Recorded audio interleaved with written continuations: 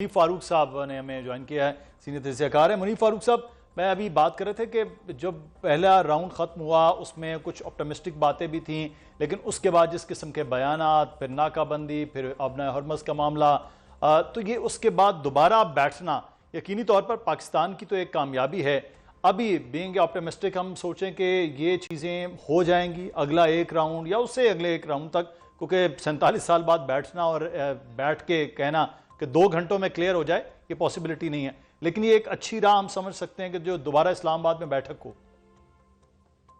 बहुत शुक्रिया मदद साहब। देखिए, हमें इस वक्त एक बड़ी कॉशियस ऑप्टिमिज्म एक्सरसाइज करनी चाहिए और मेरे ख्याल में हम शायद वही कर रहे हैं। वो इसलिए, देखिए, ये बात तो जिस तरह आपने अपने इस सवाल में भी कही आप, और जिस तरह जो हमारे दूसरे मौजूद मेहमान है वो भी फरमा रहे थे, इशू यहाँ पर देखिए, हमें इस चीज को ये देखना है कि एक तो कोई अनरियलिस्टिक बात तो हम भी नहीं कर रहे। दूसरी बात यह है कि हम इस पूरे मामले के अंदर हम एसेंशियली कोई पार्टी है, हम एक मामला मीडिएट करवा रहे हैं और हम अगर यही बिलीव करें कि हम इसमें पार्टी नहीं है, वो हमारे लिए उतना ही अच्छा है। जो डिप्लोमेटिक कैपिटल हमने इसमें से लेना था, डिड्यूस करना था, अपने लिए इस्तेमाल करना था, वो अल्हम्दुलिल्लाह हमने किया है एज अ स्टेट। अब मसला ये है कि जहां जिस तरह आपने खुद कहा कि 47 साल पुराना अगर एक कॉन्फ्लिक्ट है, तो किसी एक जगह पर बैठना और फौरी तौर पर चीजों को कंक्लूड कर देना ये मुमकिन नहीं होता। फैक्ट ऑफ द मैटर ये है कि अगर राउंड 2 हो रहा है तो ये इटसेल्फ उन तमाम कोशिशों की मैनिफेस्टेशन है जो पाकिस्तान ने पिछले 8-10 दिनों से भी पहले, ऑब्वियसली पहले भी हम करते रहे, लेकिन जो पिछले एक हफ्ते के अंदर हमने की है।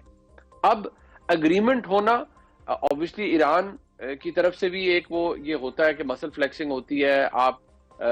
अपना जो पोजीशन है, फिर आपकी डोमेस्टिक ऑडियंस है, आप उसको भी प्ले करते हैं, फिर आप एक पब्लिक पोजीशन भी रखते हैं। इसी तरह अमेरिका का भी यही मसला है। लेकिन अगर आप इसको प्रैक्टिकली देखें तो कोई मुल्क चाहे जितना मर्जी ताकतवर हो जाए, इनडेफिनेटली तो जंग नहीं लड़ी जा सकती या लड़ाई नहीं लड़ी जा सकती। तो हमें ये ध्यान में रखना चाहिए कि अगर ये हो रहा है और वो आ रहे हैं, जो कि अब लाइकलीहुड है कि कल शाम को अमेरिकी मेहमान भी पाकिस्तान में पहुंच जाएंगे, ये इटसेल्फ एक बहुत बड़ी कामयाबी अपनी जगह पर है, रिगार्डलेस कि अभी भी हमें नहीं पता कि ये चीज फाइनलाइज एक दिन में होती है। हो सकता है एक ही दिन में हो जाए, हो सकता है 2 दिन लगे, 2 दिन के बाद भी कोई उसमें ना कंक्लूड हो सके मामला। सो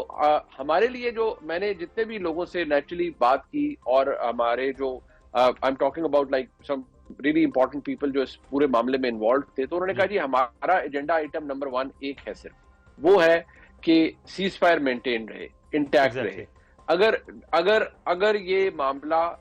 आगे भी चलता है, थोड़ा लंबा भी होता है, तो that is not a loss, वो कोई हार या किसी की वो नहीं है। लेकिन अगर सीज फायर इंटैक्ट नहीं रहता तो वो तो फिर ना सिर्फ कंटेस्टिंग पार्टीज के लिए बल्कि हर एक के लिए लॉस होगा। सो इम्पोर्टेंट बात यह है कि सीज फायर इंटैक्ट रहना चाहिए और हमें जो ऑप्टिमिज्म है वो हमने उसको केयरफुली एक्सरसाइज करना है। बिल्कुल, सीज फायर की डेडलाइन आ रही है जावेद मलिक साहब, तो क्या इनिशियली स्टेटमेंट सीज फायर के हवाले से तो फिर तवक्को की जा सकती है कि वो हो जाए, एक्सटेंड हो जाए, कम से कम जो बातचीत तो हो रही है? एब्सोल्युटली। देखिए, मेरे नजर में सीज फायर की extension will not be an issue, लेकिन इस वक्त ऑफ कोर्स अगर प्रेसिडेंट ट्रंप उसको कह देते हैं कि मैं सीज फायर एक्सटेंड कर रहा हूं, तो ऑफ कोर्स वो प्रेशर जो है वो एक्सर्ट करना चाह रहे हैं, शायद वो मुमकिन ना रहे। तो ऑफ कोर्स उनकी स्टेटमेंट के अंदर 2 पहलू हैं, एक डायलॉग का रास्ता उन्होंने खुला छोड़ा है, लेकिन एट द सेम टाइम वो एक पोस्चरिंग भी कर रहे हैं, वो अपनी एक मसल फ्लेक्सिंग भी कर रहे हैं, वो ये बता रहे हैं कि he is not willing to indefinitely hold it.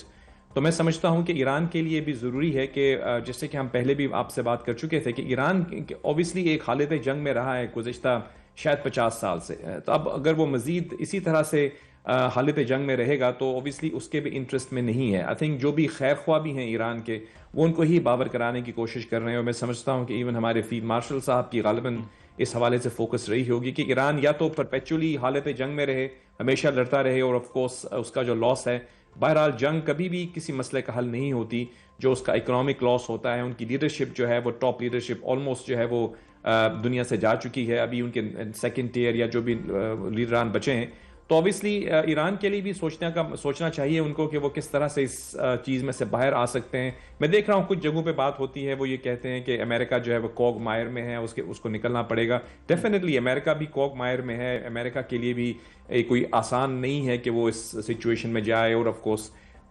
बमबारी करे और फिर उसमें से उसको भी कोई एग्जिट स्ट्रैटेजी चाहिए। लेकिन मैं एक चीज़, जहाँ तक मेरी बात हुई है कुछ लोगों से जो कि अमेरिकन एडमिनिस्ट्रेशन के बहुत करीब हैं, वो ये समझते हैं कि अमेरिका ऑल्सो नोज कि वो इसको अनफिनिश नहीं छोड़ सकते, क्योंकि अब ऑब्वियसली जब ये जंग की गई तो इसके नतीजे में आप जानते हैं कि ईरान ने टारगेट किया कुछ गल्फ ममालिक को भी, जो कि पहले नहीं कभी भी हुआ था। यानी ईरान ने कभी हमला नहीं किया था, लेकिन ये जो उसने हमले का रास्ता खोल दिया, इससे बहुत बेयकीनी और इज़्तिराब जो है वो गल्फ ममालिक में भी है। वो ये समझते हैं कि इस मसले को बीच में छोड़ देना किसी मसले का हल नहीं है। तो लग नहीं रहा था कि इतनी जल्दी वापस इस्लामाबाद का रुख होगा और दोबारा बातचीत होगी। यकीनी तौर पर पाकिस्तान की बड़ी कोशिशें हैं, काविशें हैं, वजीर आजम पाकिस्तान, फील्ड मार्शल की, लेकिन क्या सफारती तौर पर आप खुद सफीर रहे हैं, क्या ये इतना तेजी से मुमकिन था कि एक बार उठ जाएं, बहुत से मामलात में अटक जाएं, बयानात हों, एक दूसरे का घेराव हो और दोबारा बातचीत के लिए आ जाएं?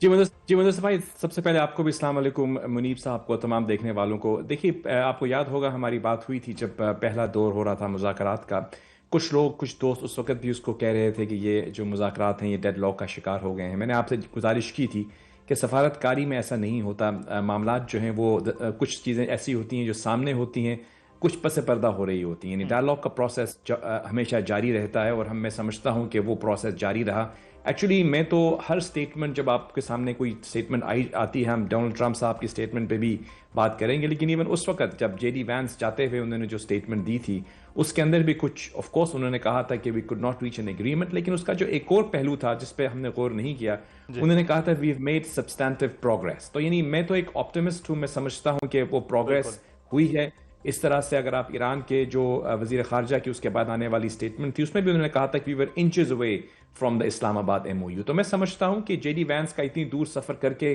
तकरीबन 15-16 घंटे की फ्लाइट लेके फिर 20 घंटे की मुज़ाकरात करना, मतलब दोनों तरफ से इंटेंट भी है, विलिंगनेस भी है कि इस डायलॉग का वो हिस्सा बने और इसको मीनिंगफुल डायलॉग की तरफ लेकर जाएं।